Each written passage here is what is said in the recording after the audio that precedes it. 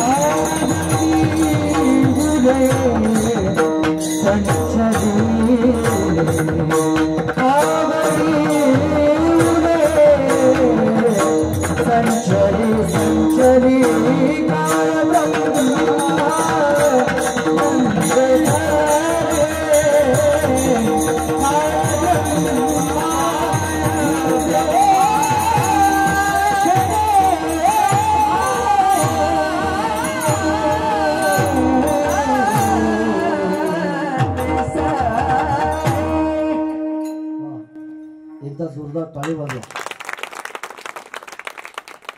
मोरे महाराजांच्या इतका उंच आवाज, सुदाम महाराजांच्या इतका उंच आवाज लावणं एवढी सामान्य गोष्ट आहे. त्यांच्या इतका उंच आवाज जर तुम्ही घरी जाताना लावण्याचा प्रयत्न केला, हा प्रयत्न करूच नका तुम्ही, परंतु त्यांच्या इतका उंच आवाज जर तुम्ही लावण्याचा प्रयत्न केला तर आत्मा बाहेर पडेल, आवाज नाही निघणार. याच्याकरता स्वरांची, याच्याकरता देवाची आणि याच्याकरता संतांची विशेष कृपा असावी लागते. काळ ब्रह्मानंदे सरे आवडी पुरे संचली. जगद्गुरु तुकोबराय म्हणतात, ज्या दिवशी संतांची भेट होईल तुमचा काळ अखंड देवाच्या भजनामध्ये जात राहील आणि देवाच्या भजनामध्ये जर तुमचा काळ गेला तर तुम्हाला त्याही काळाला घाबरण्याचं कधी काम पडणार नाही. शेवटी आपल्याला त्या काळाला घाबरण्याचं काम पडू नये याच्याकरता या काळामध्ये त्या देवाचं नामचिंतन अखंड करत राहा. चांगल्या काळामध्ये माणसानं देवाचं चिंतन करत राहिलं पाहिजे. मला असं वाटतं लोक चांगल्या काळामध्ये देवाचं चिंतन करण्यापेक्षा बऱ्याचदा चिंता करत बसतात. चिंता करत बसण्यापेक्षा देवाचं चिंतन करावं. माणसं विनाकारण चिंता करतात. डॉक्टर साहेब, मी परवा दिवशी एका मंत्र्याच्या घरी गेलो होतो. ही पुडी बिडी नाही बरं, खरं सांगतो. परवा दिवशी एका मंत्र्याच्या घरी गेलो आणि मंत्र्याच्या घरी गेल्यानंतर मंत्र्याचा जो पीए होता तो घरामध्ये असा चक्रा मारत होता. तो थोडासा टेन्शन मध्ये होता. मी त्या मंत्र्याच्या घरी गेल्यानंतर तो पीए माझा परिचयाचा असल्यामुळे मी त्या पीएला म्हटलं, काय हो तुम्ही खूप टेन्शन मध्ये दिसता, काय झालं? तो म्हटला, महाराज आमच्या साहेबांची तब्येत बरी नाही. कुणाची? साहेबांची. मी म्हटलं, मग तुमच्या साहेबाची तब्येत बरी नाही, मग एवढं टेन्शन घ्यायची गरज काय? तो म्हटला, नाही नाही आमच्या साहेबांनी सकाळपासून काही खाल्लं नाही. मी म्हटलं, अख्खा महाराष्ट्र खाल्ला ना त्यांनी, जे खाल्लं ते तरी त्याला पचू दे, वेगळं टेन्शन घ्यायची गरज काय? अरे साहेबाच्या रक्ताची माणसं टेन्शन घेत नाही, तू त्याचा पीए आहेस, घेतो कशाला? अरे ज्ञानेश्वरी मध्ये माऊली लिहितात, पुढील अंची ओझे आपुलिया माता घ्यायचे कशा करता? लोकांचं टेन्शन घेऊन जगण्यापेक्षा तुकोबरायांचा गाथा आपल्याला सांगतो, आपुली आपण करा सोडवण, संसार बंधनातून आपली मुक्तता व्हावी याच्याकरता स्वतःचं भजन स्वतःला करावं लागतं. तुमचं भजन तुमच्या बायकोने करून उपयोग होणार नाही, तुमचं भजन तुमच्या मुलानं करून उपयोग होणार नाही, तुमचं भजन गावकऱ्यानं करून उपयोग होणार नाही. तुमचं भजन तुम्ही अर्थात तुम्हालाच करावं लागेल आणि ते भजन करत असताना चांगल्या काळात करावं लागेल. ज्या दिवशी काळ बदला घ्यायला लागेल त्या दिवशी हात असून सुद्धा तुम्हाला जगाला काही देता येणार नाही.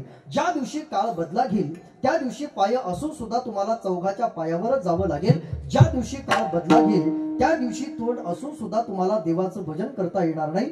जोपर्यंत तुमचा माझा काळ चांगला चालू आहे चांगल्या काळामध्ये चांगलं देवाचं भजन करत राहा.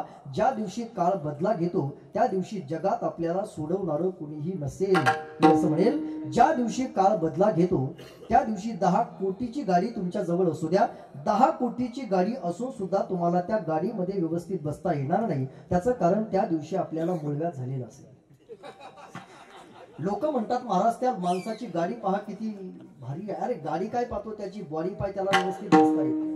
ज्या दिवशी काळ बदला घेतो त्या दिवशी घरामध्ये रोज पंचपक्वान्न असेल, परंतु तुमच्या घरामध्ये रोज पंचपक्वान्न असताना सुद्धा ज्या दिवशी काळ बदला घेईल त्या दिवशी तुम्हाला विधवा वरणच खावं लागेल. विधवा वरण म्हणजे त्याच्यात काहीच नाही, आणि सौभाग्यवती वरण म्हणजे तडका दिलेला. हे नाही ना, हे नाही. जोपर्यंत चांगल्या काळाचा वापर आपण चांगला करणार नाही तोपर्यंत आपल्या जीवनाचं कधी कल्याण होणार नाही. मी चांगले चांगले संत आणि चांगले चांगले महाराज असे पाहिलेत ज्यांनी काळाचा आणि समाजाचा दुरुपयोग केला. संत असूनही आजही ते जेलमध्ये आहेत. संत असू द्या, महाराज असू द्या, काळाचा आणि समाजाचा जर तुमच्या हातून दुरुपयोग घडत असेल तर ते कर्म तुम्हाला भोगावं लागेल. चांगल्या काळामध्ये हातानं दान द्या, चांगल्या काळामध्ये आळंदी पंढरपूरची वारी करा आणि चांगल्या काळामध्ये देवाचं भजन करा. मी रोज कीर्तनामध्ये सांगत राहतो, का माणसानं देवाचं भजन करावं? त्याचं कारण, खाणं आपल्या हातात आहे, पचवणं ज्याच्या हातात आहे त्याला देव असं म्हणतात, म्हणून त्याचं भजन करावं. गाडी घेणं आपल्या हातात आहे, त्याच गाडीवरती बसून घरापर्यंत पोहोचत करणं ज्याच्या हातात आहे त्याला देव असं म्हणतात, म्हणून त्याचं भजन करावं. पिकवणं आपल्या हातात आहे, पिकवलेलं खाऊ द्यायचं का नाही ज्याच्या हातात आहे त्याला देव म्हणतात, म्हणून त्याचं भजन करावं. पडीक पडलेली जमीन सुपीक बनवायची की नाही हे फक्त आणि फक्त दादा त्या देवाच्या हातामध्ये आहे.